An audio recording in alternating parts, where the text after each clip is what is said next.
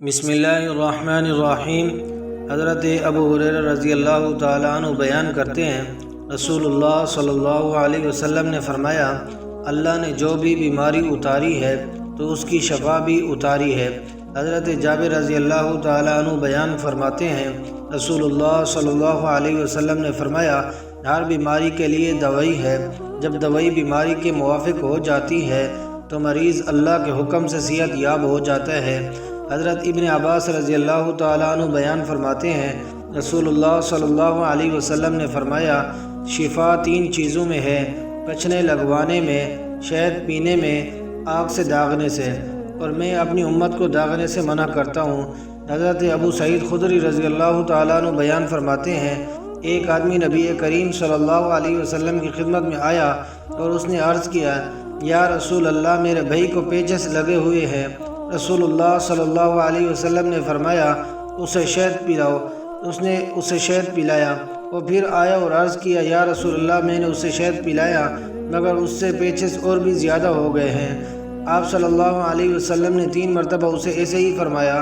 پھر وہ 4تھی مرتبہ آیا تو آپ صلی اللہ علیہ وسلم نے یہی فرمایا، اسے شہد پلاؤ۔ اس نے عرض کیا، میں اسے پلا چکا ہوں لیکن اس کے مرض میں اضافہ ہی ہوا ہے۔ رسول اللہ صلی اللہ علیہ وسلم نے فرمایا، اللہ کا فرمان سچا ہے، جبکہ تیرے بھائی کے پیٹ کی غلطی ہے۔ اس نے پھر پلایا تو وہ صحت یاب ہو گیا۔ حضرت ام سلمہ رضی اللہ تعالیٰ عنہ بیان فرماتی ہیں کہ نبی کریم صلی اللہ علیہ وسلم نے اس کے گھر میں ایک لڑکی دیکھی جس کے چہرے پر زردی تھی۔ آپ صلی اللہ علیہ وسلم نے فرمایا، اسے دم کراؤ کیونکہ اسے نظر لگی ہے۔ حضرت جابر رضی اللہ تعالیٰ عنہ بیان فرماتے ہیں کہ رسول اللہ صلی اللہ علیہ وسلم نے دم سے منع فرما دیا تو آل عمر بن حزم آئے اور انہوں نے عرض کیا، اللہ کے رسول، ہمارے پاس دم تھا جو ہم بچھو کے ڈس لینے پر کیا کرتے تھے اور آپ نے اسے منع فرما دیا ہے۔ انہوں نے وہ دم آپ کو سنایا تو آپ صلی اللہ علیہ وسلم نے فرمایا، میں اس میں کوئی حرج نہیں سمجھتا، تم میں سے جو شخص اپنے بھائی کو فائدہ پہنچا سکتا ہے تو وہ اسے فائدہ پہنچائے۔ حضرت عوف بیان کرتے ہیں، ہم دور جاہلیت میں دم کیا کرتے تھے۔ ہم نے عرض کیا، اللہ کے رسول، آپ اس بارے میں کیا فرماتے ہیں؟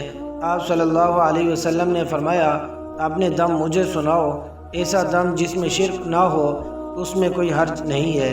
حضرت عقبہ بن عامر رضی اللہ تعالیٰ عنہ بیان فرماتے ہیں، رسول اللہ صلی اللہ علیہ وسلم نے فرمایا، اپنے بیماروں کو کھانے پر مجبور نہ کیا کرو کیونکہ اللہ تعالیٰ انہیں کھلاتا پلاتا ہے۔